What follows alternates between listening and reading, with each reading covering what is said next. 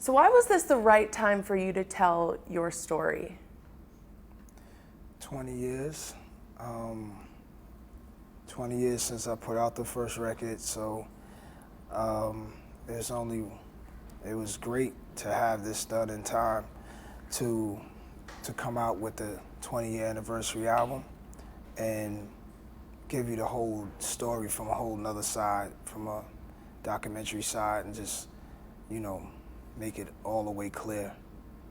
I think documentaries of this nature are strongest when they focus and hone in on a particular chapter in an artist's life, which you did beautifully with this film. So why this chapter? It's the beginnings. It's, it's important. After lots of years of doing anything, especially music, I think it's cool to, give people understanding of who you are, your beginning, because there's so much that's happened throughout the course of your journey that people tend to either not get you anymore or, go on to something else, or you become misunderstood through the years. So, once you give people the beginning, they kind of, it's like a rebirth in a way. You know what I mean? It's like you kind of remind people of why you're here, what you've been doing, and it's good because I know for myself, when I go back and look up someone who I like and I see who they are, and it just makes me look at them in a whole different way. Practically speaking, how do you stay in touch with your roots and stay in touch with the Nas that we see in this film? How do I stay in touch? Well, part of the guy you see in this film, he's still here. Hasn't really gone anywhere. He's just a little more, smooth around the edges now, not so rough around the edges, but it's that guy's still here. I never lost him. What did you dream about when you were at Queensbridge and just, the beginnings of your career? What did you aspire towards? Was it fame? Was it success? Was it purpose? Was it money? What was it exactly? I like the word purpose. I thought about I thought there was this whole world out there. And here I was, this young kid, and what you asked what I dreamed about, I think I dreamed about the same things that most kids dreamed about during that era, that time.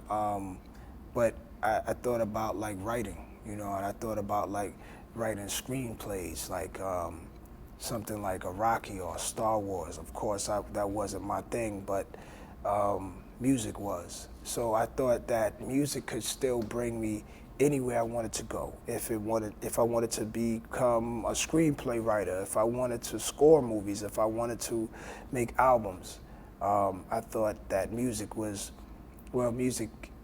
in my heart, and I felt like I was on my way, regardless of what it was out there that I saw. I knew I could be it. For some reason, I just felt, you just have this feeling. I wasn't certain, but I just felt like I could be whatever I wanted to be. Was fame something that was important to you, or was that just kind of a natural byproduct of this career? Fame was only important to me within the community of hip hop in the 80s, growing up listening to it. And to me, that wasn't worldwide fame like, say, Michael Jackson or some other musical artists who had worldwide fame. Within the hip hop world was the only fame I wanted. I just wanted to be recognized by that constituency. It was more of respect among peers, which can often speak louder than fame from the people you don't know. Yes. Now, this life that you've lived, this illustrious career, was it everything that you thought it was going to be? Did anything surprise you?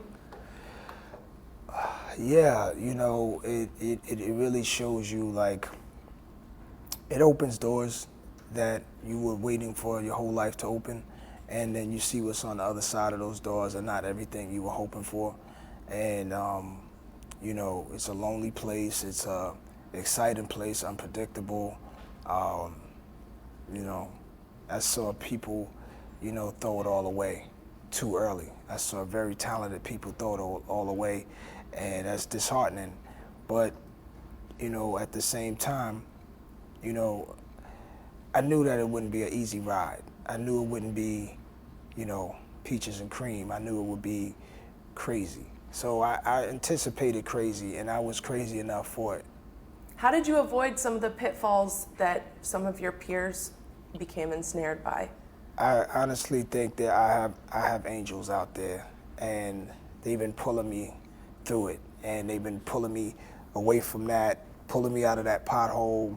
They see it coming, and I honestly think I have angels that, because there's no way I could have done it on my own. I think about that from time to time, and I'm very thankful for those guardian angels that have been watching out for me, because it could have gone bad a lot of times. If you could pinpoint one thing about success in the hip hop world that you never expected, no one ever prepared you for, what would that one thing be?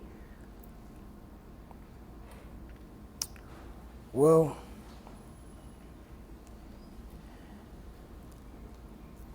along the way, there's good and bad, there's good and evil. You make enemies, you make friends, and you just have to know how to move and know how to maintain, and know how to, no one's there to teach you. I didn't have too many mentors that were like right there, hands-on when I needed them. So I had to figure out a lot of things on myself, and thank God I did. But like anything else, it's a challenge, it's a test, there's a bunch of tests. Like anything else that you're in, whether it's music, whatever you're in, there's tests, there's challenges. And I didn't make it a big deal. I didn't get too caught up in myself and think it's all about me and stuff, So I just took it like everything else, and I took it in stride and just weathered it.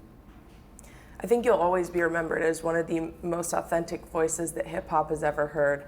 Do you think that authenticity is still alive in hip hop today?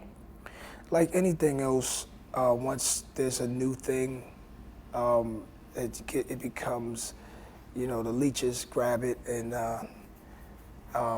or more, it's like people grab it and take it and mismanage it, mishandle it, and eventually destroy it.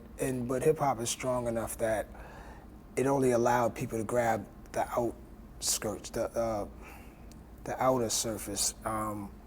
The core of it will always remain, and that's what I bank on. That's what I love. I'm a fan of rap music from the beginning. So, like anything else, people gravitate to whatever's hot, and they mess it up. But the core of it will always live.